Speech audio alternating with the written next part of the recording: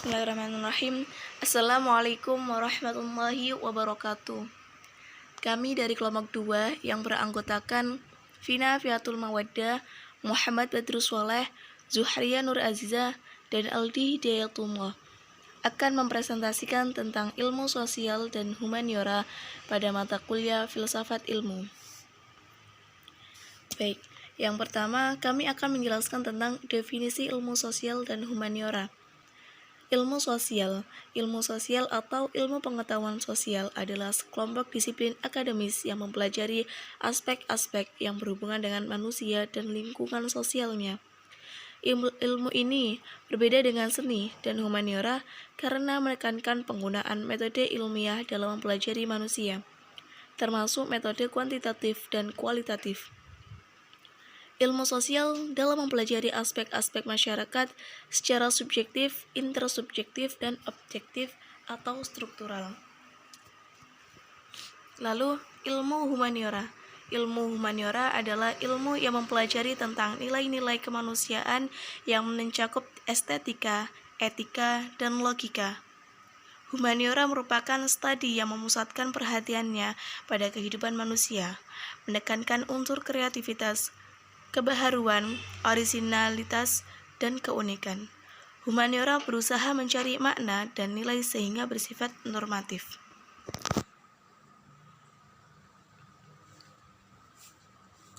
Lalu lanjut pada penjelasan struktur ilmu sosial. Yang pertama, sosiologi. Sosiologi di dalamnya menjelaskan tentang sosiologi komunikasi, sosiologi politik, dan sosiologi pendidikan. Yang kedua, antropologi. Antropologi budaya, antropologi ekonomi, dan antropologi politik. Ketiga, psikologi, yaitu psikologi pendidikan, psikologi anak, dan psikologi abnormal. Yang keempat, ekonomi, yakni ekonomi makro, ekonomi lingkungan, dan ekonomi pedesaan. Terakhir, politik, di mana politik dalam negeri, politik hukum, dan politik internasional. Lanjut pada struktur ilmu humaniora, di mana di sini terbagi menjadi 6 struktur. Yang pertama, seni, yakni seni abstrak, seni grafika, seni pahat, dan seni tari. Kedua, hukum, yakni hukum pidana, hukum tata usaha negara, hukum adat. Mungkin dapat dimasukkan ke sains sosial. Yang ketiga, filsafat, yakni logika, etika, dan estetika. Yang keempat, bahasa, sastra. Yang kelima, agama, yakni agama Islam, Kristen, dan Konfusius. Yang keenam, sejarah. Sejarah Indonesia, sejarah dunia, mungkin dapat dimasukkan ke sains sosial. Demikian sebagian kecil dari nama ilmu sains, ditambahkan juga pengetahuan humaniora yang mungkin dapat digolongkan dalam sains sosial. Dalam daftar di atas hanyalah dengan tujuan agar tampak lengkap. Bahan ditampil dari Ensiklopedia Indonesia. Klasifikasi ilmu merupakan pembagian metodis yang berfungsi untuk memudahkan pemahaman dan memilah jenis ilmu berdasarkan kriteria tertentu. Karena tindakan dasar pengetahuan yang merupakan awal keterbentukan ilmu melibatkan subjek yang mengamati dan objek yang diamati. Maka klasifikasi ilmu pada tahap paling sederhana didasarkan pada ragam subjek dan objeknya. Berdasarkan subjeknya, ilmu dapat diklasifikasikan sebagai berikut, yakni yang pertama, ilmu pengetahuan ingatan.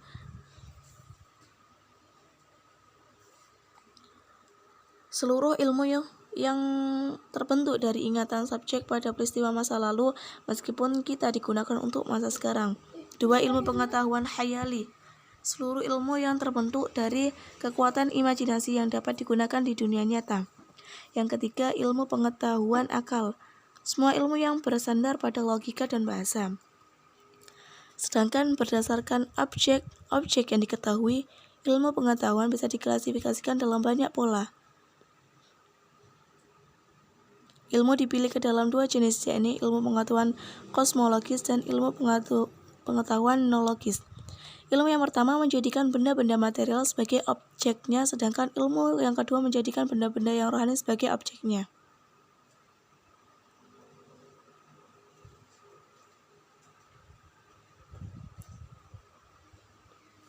Lalu pada ciri-ciri cara kerja ilmu sosial dan humaniora. Yang pertama, gejala sosial humaniora bersifat non-fisik, hidup dan dinamis, yakni gejala-gejala yang diamati dalam ilmu sosial humaniora bersifat hidup dan bergerak dinamis. Yang kedua, objek penelitian tidak dapat berulang. Gejala-gejala ilmu sosial humaniora memiliki keunikan-keunikan. Kemungkinan bergerak dan berubahnya sangat besar karena mereka tidak stagnan. Yang ketiga, pengamatan relatif lebih sulit dan kompleks. Karena sifat gejala-gejala ilmu sosial humaniora yang bergerak dan bahkan berubah, maka dapat dibayangkan ilmu sosial humaniora dalam mengamati gejala-gejala tertentu mereka lebih sulit dan kompleks. Yang keempat, subjek penelitian juga sebagai bagian integral dari objek yang diamati. Dalam ilmu sosial humaniora, subjek yang mengamati atau peneliti lebih cenderung menggunakan prinsip subjektif. Yang kelima, memiliki daya predikatif yang relatif lebih sulit dan tidak terkontrol. Teori sosial humaniora tidak mudah memprediksi kejadian sosial humaniora berikutnya yang terjadi, sebab perilaku individu atau sekelompok yang sama belum tentu akan mengakibatkan kejadian yang sama pada saat yang berbeda.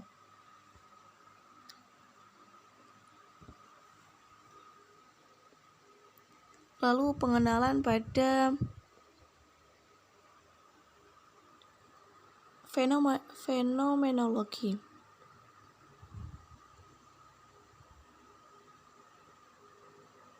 Apa sih fenomenologi itu?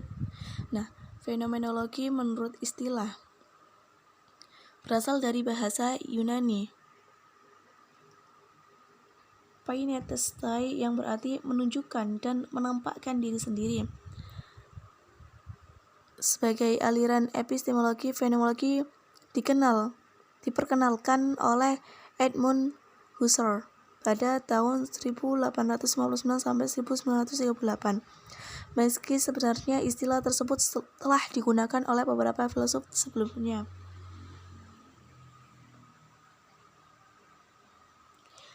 Secara istilah, fenomenologi adalah filsafat tentang fenomen.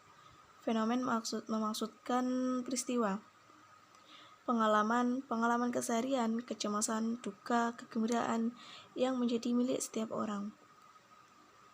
Menurut Husserl, fenomenologi ialah studi tentang bagaimana orang mendeskripsikan sesuatu dan mengalaminya melalui indera mereka sendiri. Tugas utama dari fenomenologi menurut Husserl adalah menjalin keterkaitan manusia dengan realitas, mewujudkan diri. Martin Heidegger, seorang fenomenolog, mengungkapkan bahwa sifat realitas itu membutuhkan keberadaan manusia.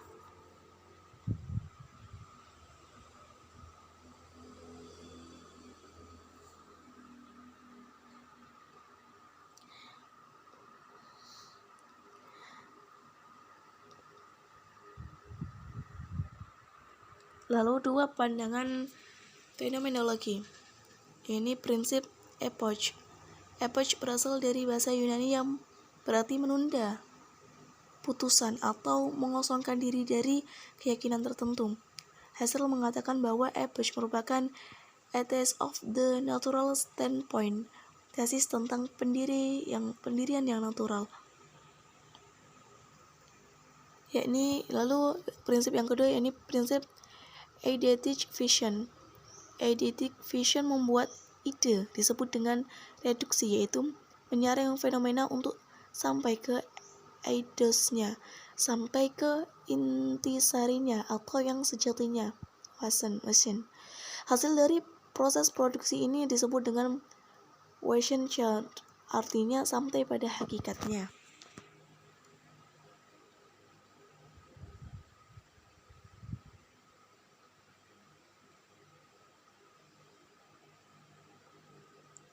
Jadi metode Eppage merupakan langkah pertama untuk mencapai esensi fenomena dengan menunda putusan lebih dahulu. Lalu langkah kedua, Husserl menyebutnya dengan ini identification atau membuat ide, di mana identification ini juga disebut reduksi, yakni menyaring. Nah, itu tadi. Dari penjelasan di atas dapat diketahui bahwa fenomenologi berusaha menangkap fenomena sebagaimana adanya atau menurut penampakannya sendiri, atau menurut penjelasan Elish dan fenomenologi Thames, yakni membiarkan apa yang menunjukkan dirinya sendiri dilihat melalui dirinya sendiri dan dalam batasan-batasan dirinya sendiri, sebagaimana ia menunjukkan dirinya melalui dan dari dirinya sendiri. Jadi untuk itu Husserl menggunakan kata istilah intensionalitas, yakni realitas yang menampakkan diri dalam kesadaran individu atau kesadaran intensional dalam menangkap fenomen apa adanya.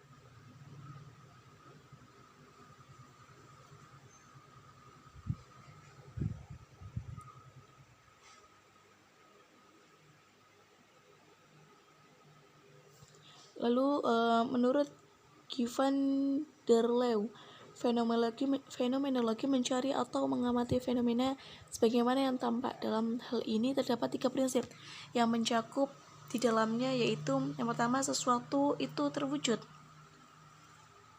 Yang kedua,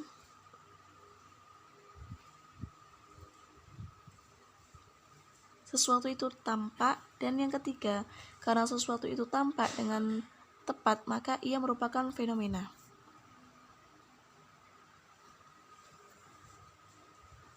Konsep dunia kehidupan dalam kaitannya dengan ilmu sosial, membicarakan fenomenologi tidak bisa ditinggalkan pembicaraan mengenai konsep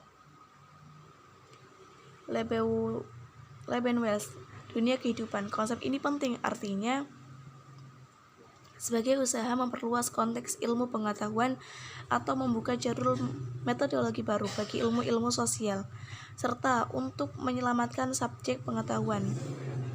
Edmund Husserl dalam bukunya yang termasyhur The Critics of European Science and Transcendental Phenomenology menyatakan bahwa konsep dunia kehidupan merupakan konsep yang dapat menjadi dasar bagi mengatasi ilmu pengetahuan yang tengah mengalami krisis akibat pola pikir positivistik dan sainsitik itu. Katanya dunia kehidupan adalah dasar makna yang dilupakan bagi ilmu pengetahuan. Fenomenologi. Dalam praktek kehidupan, fenomenologi sangat mudah dilakukan. Ketika bertanya ke kawan usai menghadiri sebuah pesta perkawinan, apa yang Anda pikirkan tentang pesta tadi? Sejatinya kita telah mengakuinya. Sejatinya kita telah mengajukan pertanyaan fenomenologik. Sebab dengan pertanyaan tersebut, kawan kita akan memberikan jawaban apa yang telah ia pahami dari apa yang telah ia rasakan. When there is to say when the understand. Lalu demikianlah dunia kehidupan sosial merupakan sumbangan berharga dari fenomenologi yang menempatkan fenomena sosial sebagai sistem simbol yang harus dipahami dalam kerangka konteks sosiokultur yang membangunnya. Ini artinya unsur subjek dilihat sebagai bagian tak terpisahkan dari proses terciptanya suatu ilmu pengetahuan, sekaligus mendapatkan dukungan metodologisnya. Kita lanjut ke pengenalan hermeneutika. Pemikiran hermeneutika dikembangkan oleh Friedrich lalu William Tilday dan Gedmer.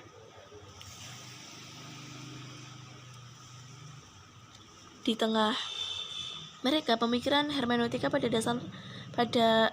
awalnya sebagai teori memahami teks tulis atau kitab suci, kemudian mendapatkan perluasan objek yaitu teks kehidupan sosial. Hal ini mereka maksudkan untuk melakukan terobosan metodologis baru dalam ilmu-ilmu sosial atas hegemoni paradigma positifisme. Lalu istilah hermeneutika berasal dari kata Yunani hermeneun, diartikan dengan menafsirkan. Kata benda hermeneun artinya tafsiran. Secara pengertian istilah, hermeneutika biasa dipahami sebagai the art and science of interpreting, especially, di mana mengandung arti seni dan ilmu menafsirkan, khususnya tulisan-tulisan berkewenangan, terutama berkenaan dengan kitab suci dan sama sebanding dengan tafsir. Ada pula yang memahaminya bahwa hermeneutika merupakan sebuah filsafat memusatkan bidang kajiannya pada persoalan pemahaman terhadap teks, terutama teks kitab suci yang datang dari kurun waktu, tempat, serta situasi sosial yang asing bagi para pembacanya.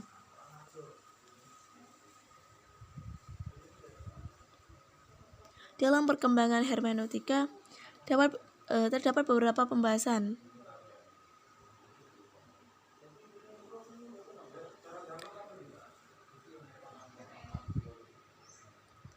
yakni pembahasan dari Joseph Pleicher membagi pembahasan hermeneutika menjadi 3, yakni hermeneutika sebagai sebuah metodologi, lalu hermeneutika sebagai filsafat, dan hermeneutika sebagai kritik. Sementara Richard menggambarkan perkembangan pemikiran hermeneutika menjadi 6 pembahasan, yaitu hermeneutika sebagai teori penafsiran kitab suci, hermeneutika sebagai metode filologi, hermeneutika sebagai pemahaman linguistik, hermeneutika sebagai fondasi dari ilmu sosial budaya, hermeneutika sebagai fenomenologi desain, dan hermeneutika sebagai sistem interpretasi. Melihat luas dan kompleksnya pembahasan hermeneutika, pada kesempatan ini hanya akan dikaji sebagiannya saja, terutama kaitannya sebagai pendekatan dalam ilmu sosial.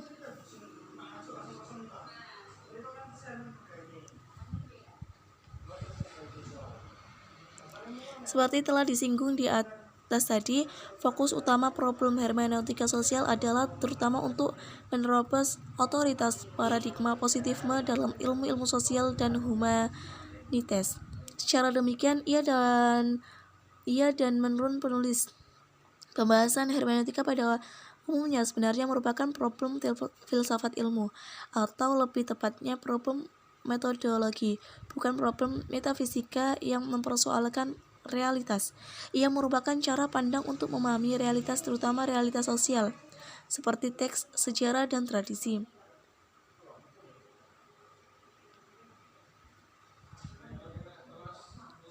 Pemikiran hermeneutika yang ditawarkan beberapa filsuf. Yang pertama,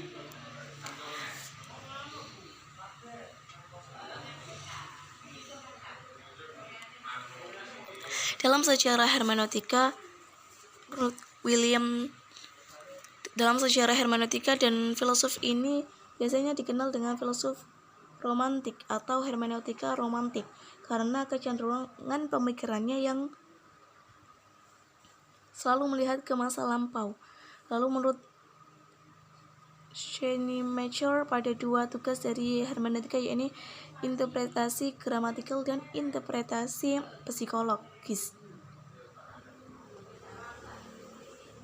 Menurut William Dilthey, meskipun seseorang tidak mengalami secara langsung peristiwa-peristiwa di masa lampau, tetapi ia dapat membayangkan bagaimana orang-orang dahulu mengalaminya.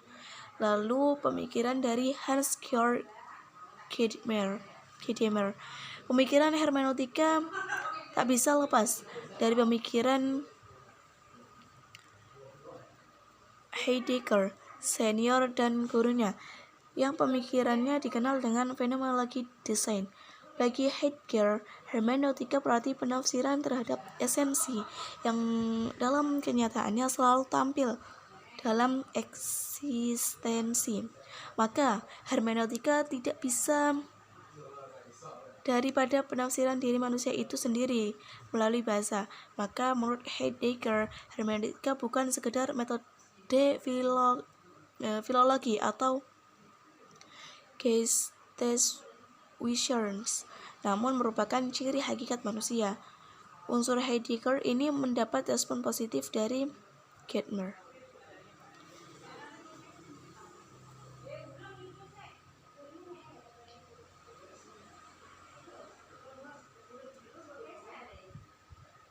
Begitulah bila kita ingin memahami sebuah segmen di dunia sosial, misalnya penghayatan agama di kalangan kelas bawah, kita harus memahami dahulu berbagai kompleksitas di sekitar penghayatan agama ilmu, misalnya kehidupan budaya, ekonomi, sosial, dan juga hubungannya dengan kelas-kelas sosial lain.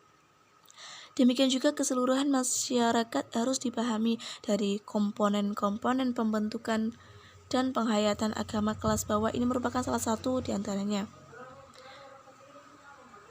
Sebagaimana pandangan bahwa unsur sejarah atau bahasa khususnya merupakan bagian tak terpisahkan dalam proses penafsiran atau kegiatan keilmuan, inilah kemudian dikenal dengan istilah lingkaran hermeneutis. Gagasan demikian ini sudah tentu disumbangkan bukan hanya oleh Dilthey, melainkan juga oleh Heidegger dan seorang teolog.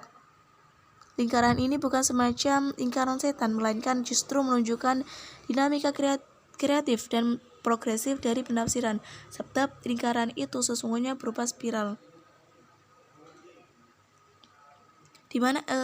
Lalu pemikiran dari yang Heidegger, di mana usaha Heidegger ini memperoleh respon positif dari Gadamer. Ia menaruh minat pada kajian tentang keterkaitan keberadaan manusia dan kemungkinan pemahaman yang bisa dilakukan. Untuk ini ia menulis sebuah buku yang dengan kontribusi ini ia dianggap mewakili kelompok hermeneutika filosofis. Studi filosofis ini sudah tentu lebih menekankan pada masalah interpretasi atau pemahaman daripada masa kepastian dan objektivitas. Kebenaran yang bisa dibuktikan dengan verifikasi dan klasifikasi. Sebagaimana filsafat positivisme abad pencerahan, bagi Gadamer problem itu tidak mungkin dan tidak cocok diaplikasikan dalam human and social science. Di sini terlihat bahwa Gadamer membawa problem hermeneutika masuk ke wilayah linguistik. Jadi lebih dari sekedar pemahaman historis secara filosofis. Sebagaimana Heidegger, argumennya bahwa esensi itu berekstensi melalui bahasa dan karenanya ia bisa dipahami hanya melalui bahasa. Bahasa bagi Gadamer adalah endapan tradisi sekaligus media untuk memahaminya. Proses hermeneutis untuk memahami tradisi melalui bahasa lebih dari sebuah metode. Pemahaman bukanlah produk metode. Metode tidaklah merupakan wahana pemahaman yang menghasilkan kebenaran. Kebenaran justru akan dicapai jika batas-batas metodologis dilampaui.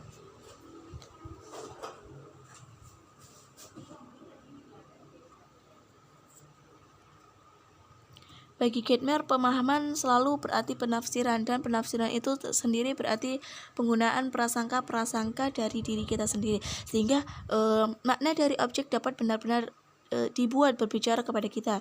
Karena itu pemahaman merupakan semata-mata reproduktif. melainkan selalu merupakan proses produktif juga. Masalahnya kemudian bagaimana perbedaan prasangka yang baik dari yang tidak baik. Beliau menganjurkan untuk mengembangkan kesadaran diri yang bersifat historis.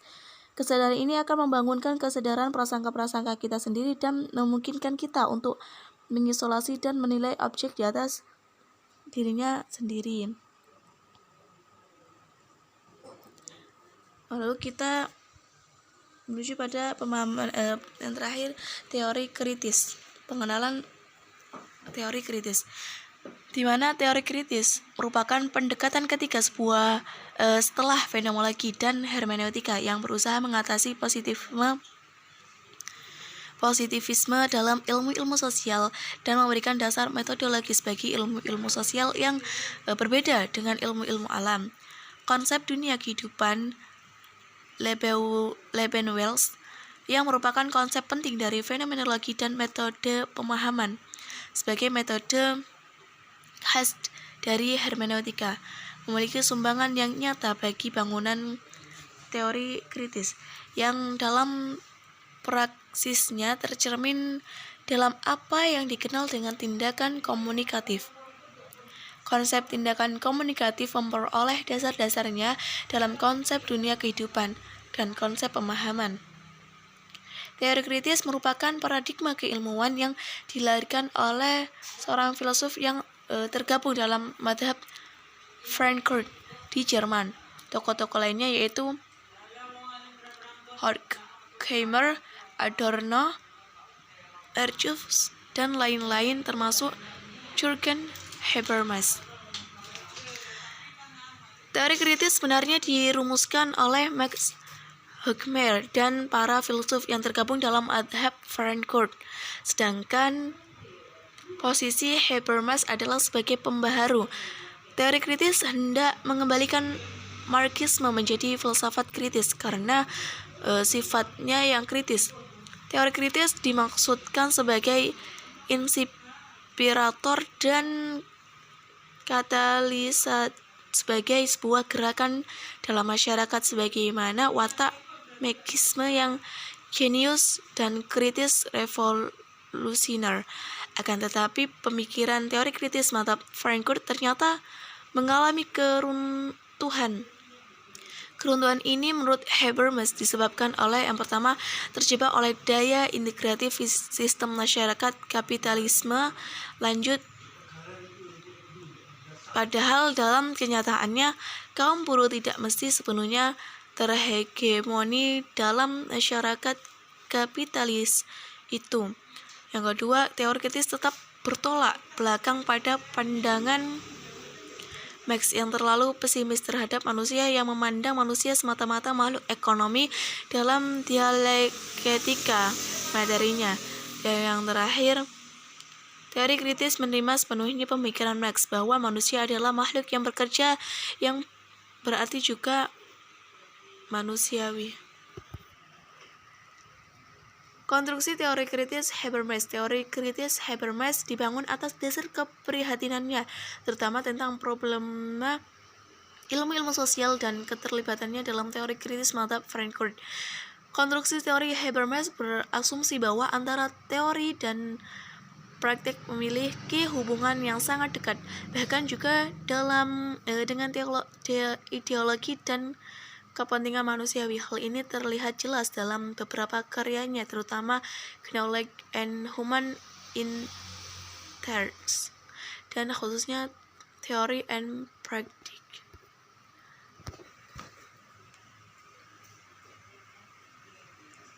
Jika pembahasan sebelumnya memperlihatkan bagaimana suatu pola pikir bergerak menghasilkan suatu ilmu atau ilmu-ilmu, di sini kita akan melihat pemikiran Habermas yang lain dari filsuf-filsuf sebelumnya. Bagi Habermas tadi, suatu pola pikir keilmuan tidak hanya sebagai kerangka dalam membangun ilmu, tetapi lebih jauh dari itu. Pola pikir keilmuan itu memiliki kedudukan yang signifikan dalam bangunan pola hidup. Bahkan pengaruhnya terlihat jelas sampai pada struktur bangunan masyarakat. Jelasnya Habermas melihat keterkaitan antara nilai-nilai yang dianut masyarakat dengan struktur bangunan pola pikir keilmuan tertentu.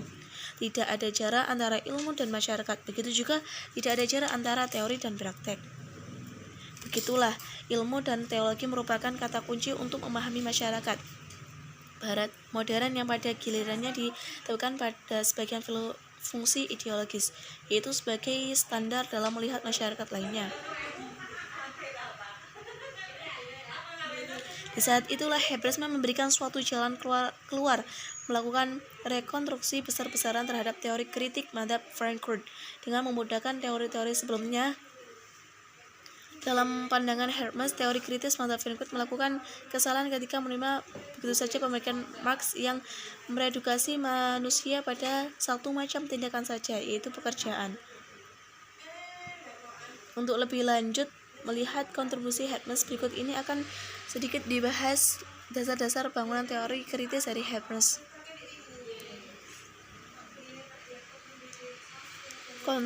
Teori kritis Habermas dibangun atas dasar keprihatinannya terutama tentang problematika ilmu-ilmu sosial dan keterlibatannya dalam teori kritis mazhab Frankfurt yang tadi sudah saya jelaskan sedikit. Dengan sedikit simplikasi keprihatinan Habermas bisa dikatakan mengerucut ke dalam dua persoalan. Pertama, problem ilmu pengetahuan yang positivistik dengan skala argumen atau logika yang dibawa terutama soal ilmu maksudnya bebas nilai dan menyingkirkan peran subjek dan dari proses penemuan atau paling tidak memandang manusia dan kemanusiaan hanya dari aspek materialnya. Kedua, menyangkut keterlibatan ilmu dalam praktek sosial masyarakat.